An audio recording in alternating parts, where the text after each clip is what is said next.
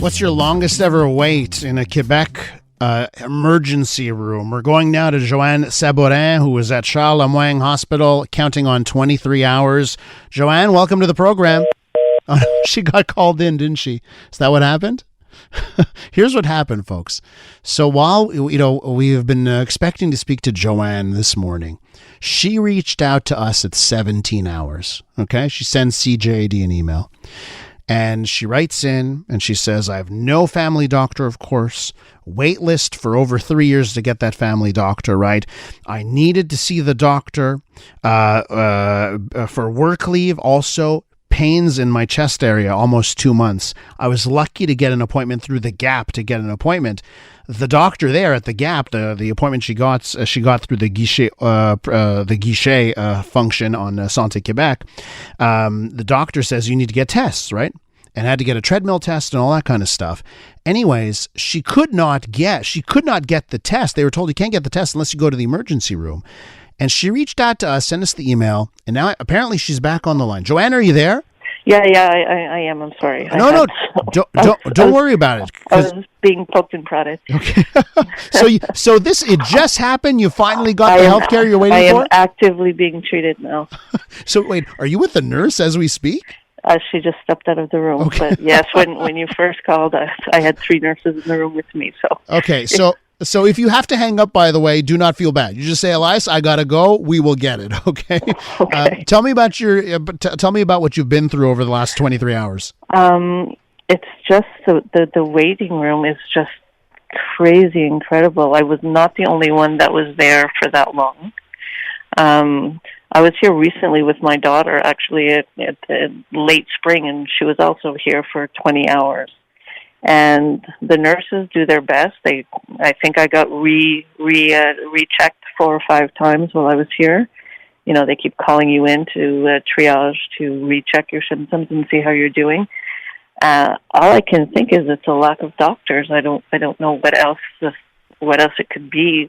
The reasoning behind anybody having to wait 23 hours to be seen. And Joanne, just for our listeners here, you were out of options, right? So if you want to get these tests, the emergency room route was your only way right now? Well, yeah, I had seen a doctor on Monday for these pains that I had in my chest.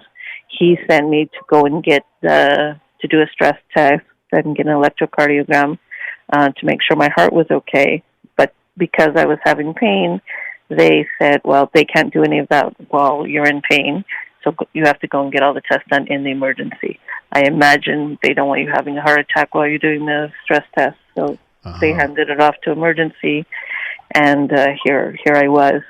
So when I came in yesterday morning, I thought I had an appointment at 11 o'clock that I was going to be here for an hour or so yesterday morning, and here I am. I just did the math in my head. If you're at 23 hours plus, it's this time yesterday that you arrive? I arrived here yesterday at 10 to 11 in the morning. God. So you brought food? You're ordering in? No, are you sleeping? What are you doing? My ex-mother-in-law very kindly yesterday afternoon brought me a grilled cheese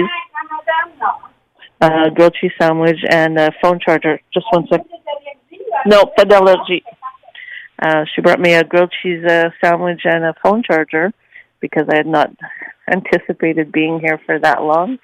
A little later on, I got a sandwich from the vending machine. But you're so scared you're going to miss your name. Like, I had my sister say, you should go down to the cafeteria. And I'm like, I'm not leaving here because you don't want to miss your spot. Yep. So I haven't slept. And then you're there with, I had somebody sitting beside me that wasn't wearing a mask, that was coughing into the air all the time, and and there's kids that are there that are crying. There's like it's not a relaxing atmosphere. No, and then the ones the few of us that were left that had been there for a very long time. There was an older man in his mid-70s who was there for also chest pain. Mm-hmm. And right before I got called, they said that they had to leave because he was waiting for a call from a doctor at his house, and he couldn't miss that call. So they had been here for 17 hours and were going to have to leave because they couldn't wait any longer. But he is also in the position of he doesn't have a family doctor. His family doctor, like my family doctor, retired at the start of COVID. So you're on the list, been on the list for 3 years, but you're in a very bad position when you don't have a family doctor, because emergency is the only way to go. Johanne, listen, I hope that when you leave the hospital today, you have gotten all the care you waited for. So good luck to you. Get some rest once you get out of the hospital, and thanks for reaching out, okay? All right, perfect. Perfect. There you go. Okay, take care, Johanne. I hear the nurse in the background. We'll let Johanne get back to getting cared for. Johanne Sabourin right there in the emergency room at Charles LeMoyne Hospital.